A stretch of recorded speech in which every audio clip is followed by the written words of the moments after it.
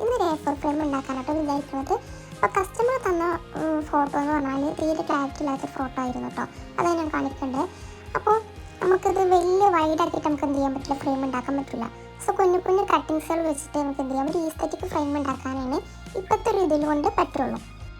So നമുക്ക് ഈ ഒരു ഫോട്ടോ കൊണ്ട് കുറച്ച് ക്യൂട്ടായിട്ടുള്ള കുറച്ച് ഐറ്റംസ് ഒക്കെ വെച്ചിട്ട് ഒരു ഈസ്തറ്റിക് ഫ്രെയിം ആക്കിയിട്ട് മാറ്റാം.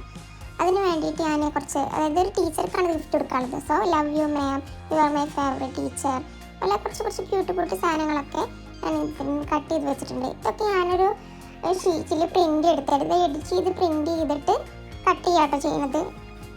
അതെങ്ങനെയാണെന്ന് അറിയാൻ വേണ്ടിയിട്ടാണ് ഞങ്ങൾക്ക് എന്ത് ചെയ്യുന്നത്, എന്നൊരു ഷോർട്ട് വീഡിയോ കാണിച്ചു തരുന്നത്. ഓക്കെ, ഞാൻ വലിയ ഷീറ്റിൽ അങ്ങനെ കുറേ എഴുതിയിട്ടുണ്ട്, ലവ് യു മിസ്.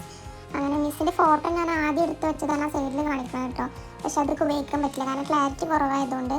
പിന്നെ രണ്ടാമത് വേറെ ഞാൻ സ്റ്റുഡിയോ പോയിട്ട് പ്രിൻ്റ് ചെയ്തതാണ് പിന്നെ ഇപ്പോൾ വെക്കാൻ പോകുന്നത്. ഓക്കെ, അങ്ങനത്തെ കുറച്ച് ഐറ്റംസാണ്.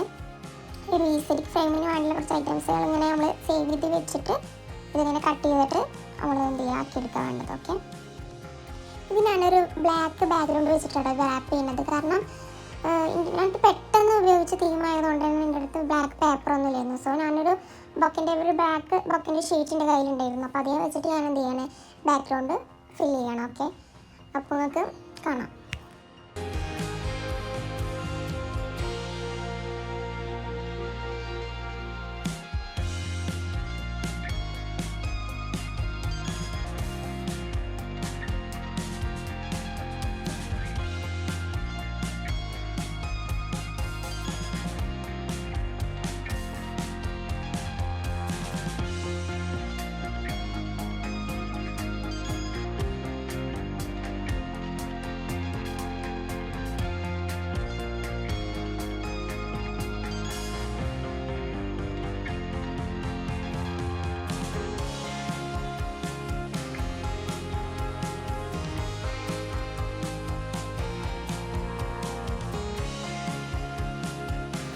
വർക്ക് കഴിയാനായിട്ട് അപ്പോൾ കുറേ ക്യൂട്ട് ഐറ്റംസും കാര്യങ്ങളൊക്കെ വെച്ചു.